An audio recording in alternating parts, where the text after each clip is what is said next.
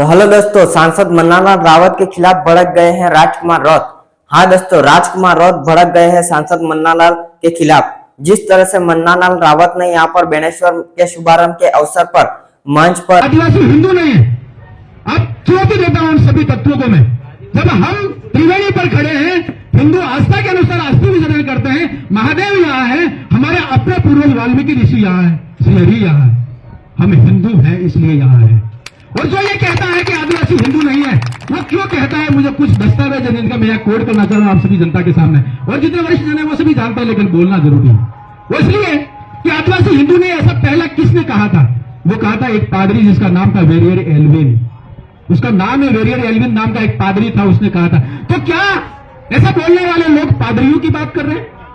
ऐसा बोलने वाले लोग चर्च की बात कर रहे हैं? आदिवासी धर्म कोड की बात कर रहे हैं कुछ लोग? वो कहां से लाए? तो पता चलता है एक कागज हाथ लगा है, वो रांची है, झारखंड की राजधानी।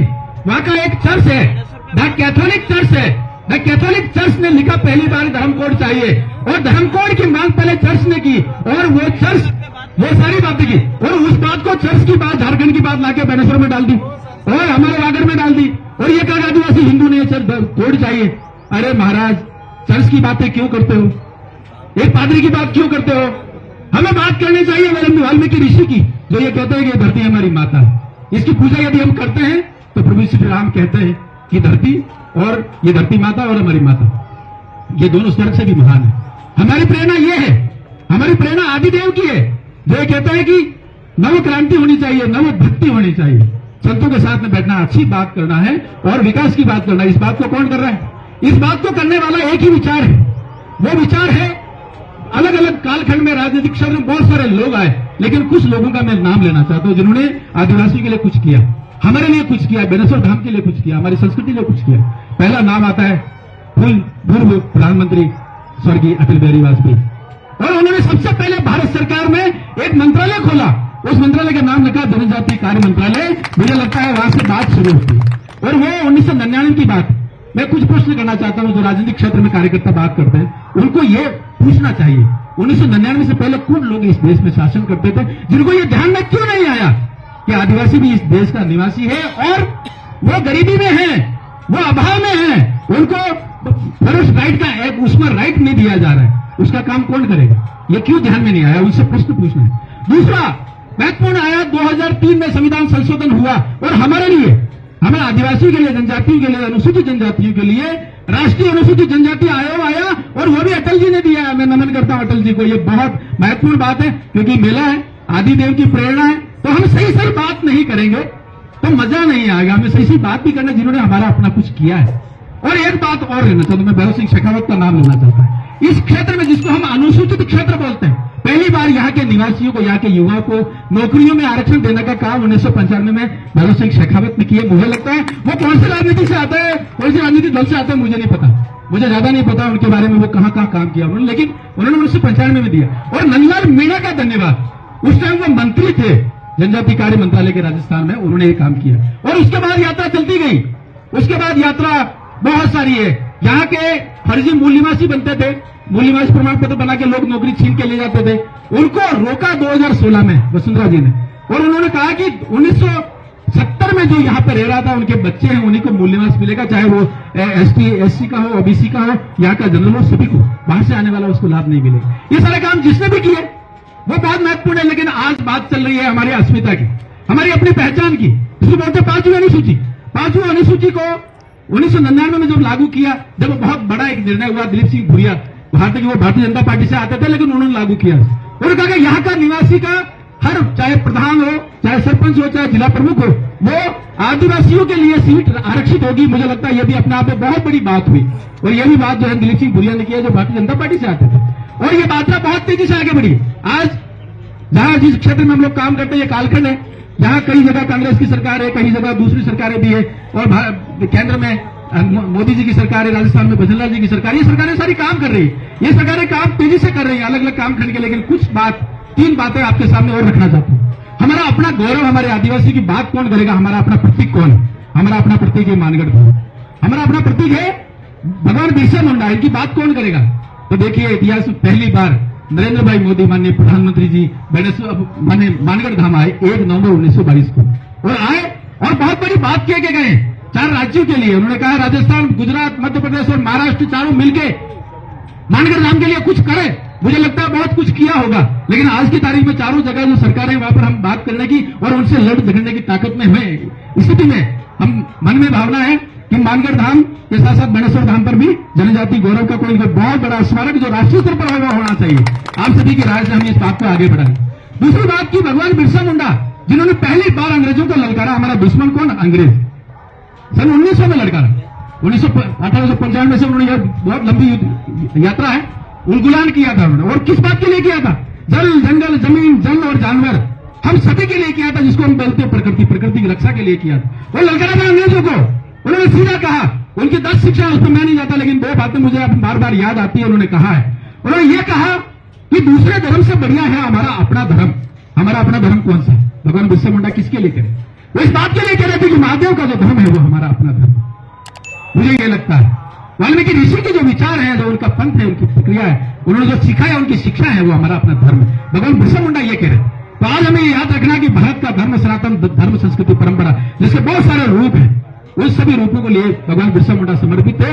और दूसरा उन्होंने कहा कि गौ माता और तुलसी माता की पूजा करना है। मुझे बताइए, आदिवासियों में से पैदा हुआ एक 26 साल का युवा जो जितने भी क्रांतिकारी हुए उसमें एकमात्र ऐसा जिसको लोग भगवान कहते हैं, वो ये कह रहा है कि गौ माता और तुलसी माता की पूजा करना है। मुझे आप ये बताइए, तुलसी माता गौ माता पूजा करने के लिए कौन आगे आया है? वो आदिवासियों के लेकर टिप्पणी की थी और उसको लेकर भीड़ गए थे उमेश डामोर, जो कि बाप पार्टी के आसपुर विधायक है। हाँ दोस्तों, बेणेश्वर मेले में शुभारंभ किया जा रहा था और इस बीच में यहाँ पर सांसद मन्नालाल, जो कि उदयपुर से सांसद है, उन्होंने बयानबाजी की थी। उसको लेकर सांसद राजकुमार रौत का बड़ा बयान आया है।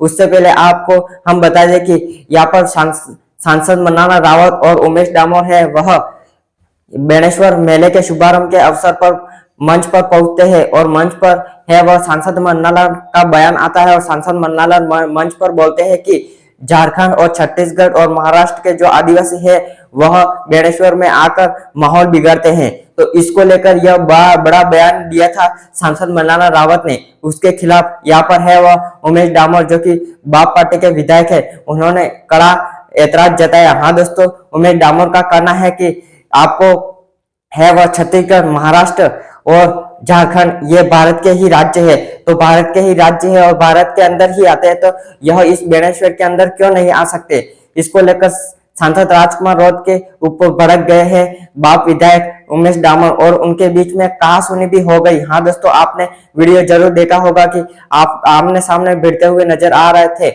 हाँ दोस्तों, सांसद मन्नालाल रावत का कहना था कि यहाँ पर आदिवासी दूसरे राज्यों से आते हैं, वह है इस बेणेश्वर का माहौल खराब करते हैं। तो हम ये कहना चाहते हैं कि सांसद जी, आपको बेणेश्वर मेले में यहाँ पर है वह सुविधा की व्यवस्था करनी चाहिए थी, ना कि ऐसे बयानबाजी करने चाहिए थी। और यहाँ पर बाप पार्टी के विधायक उमेश डामोर का भी यही कहना था कि यहाँ पर है वह सांसद महोदय द्वारा जो टिप्पणी की गई वो एकदम गलत है, एकदम राजनीतिक मंच बना दिया गया था। हाँ दोस्तों, सांसद के खिलाफ यहाँ पर है वह उमेश डामोर का कहना है कि यहाँ पर सांसद जी को यहाँ पर है वह सुविधा की बात करना चाहिए थी, पानी व्यवस्था और सभी प्रकार की, क्योंकि मेले में यहाँ पर हजारों लाखों की भीड़ में यहाँ पर है वो आदिवासी आते हैं और इसे बेणेश्वर का महाकुंभ, आदिवासी को महाकुंभ कहा जाता है। तो यहाँ पर लाखों आदिवासी अलग अलग राज्यों से और विदेशों से यहाँ पर आते हैं।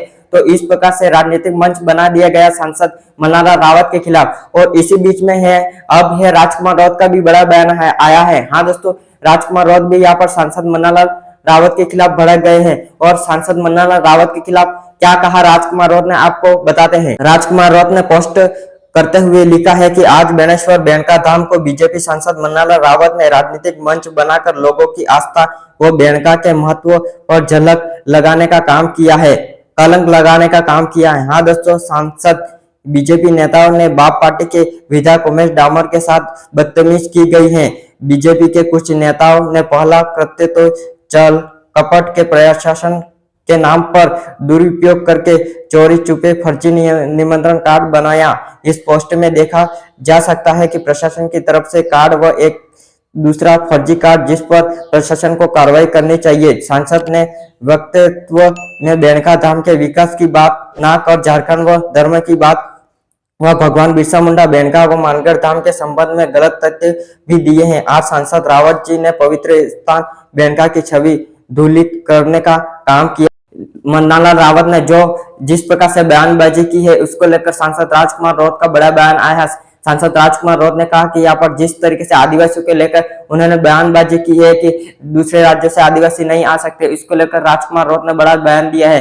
किस प्रकार हिंदुओं के नाम पर यहाँ पर है वह मंच पर भड़काया गया आदिवासियों को, इसको लेकर राजकुमार रौत का बड़ा बयान आया है। और इस सब को लेकर आपकी क्या राय है, आप क्या कहना चाहते हैं इस पर? क्या सांसद मन्नालाल रावत ने जो टिप्पणी की थी वो एकदम सही है या गलत, कमेंट करके जरूर बताएं। और यहाँ पर बेनेश्वर का जो मेला है उसमें सुविधा होनी चाहिए या नहीं होनी चाहिए, इसको भी लेकर कमेंट बॉक्स में अपनी राय जरूर दे, क्योंकि बेनेश्वर में लाखों के भीड़ों में यहाँ पर आदिवासी आते हैं। यह आदिवासियों को महाकुंभ कहा जाता है बेनेश्वर। इसको लेकर यहाँ पर बयानबाजी हो रही है, इसको लेकर आपकी जो भी राय है वो कमेंट बॉक्स में आप दे सकते हैं। सुविधा को लेकर भी राय अपनी दे सकते हैं, किन किन को यहाँ पर क्या क्या सुविधा होनी चाहिए, इसको लेकर भी आप राय दे सकते हो। और राजकुमार रौत के द्वारा जो बयान दिया गया है उसको लेकर भी आप कमेंट बॉक्स में कर सकते हैं, जो भी कहना है। और बाप पार्टी के विधायक उमेश डामोर का बड़ा कहना है यहाँ पर कि सांसद महोदय के यहाँ पर है वह सुविधा की बात करनी चाहिए थी, ना कि आदिवासियों के हिंदू धर्म और यहाँ पर धर्मों के जातिवाद को यहाँ पर उजागर करना चाहिए था। हाँ दोस्तों, इसको लेकर उमेश डामोर है वह बहुत आमने सामने भिड़ गए थे।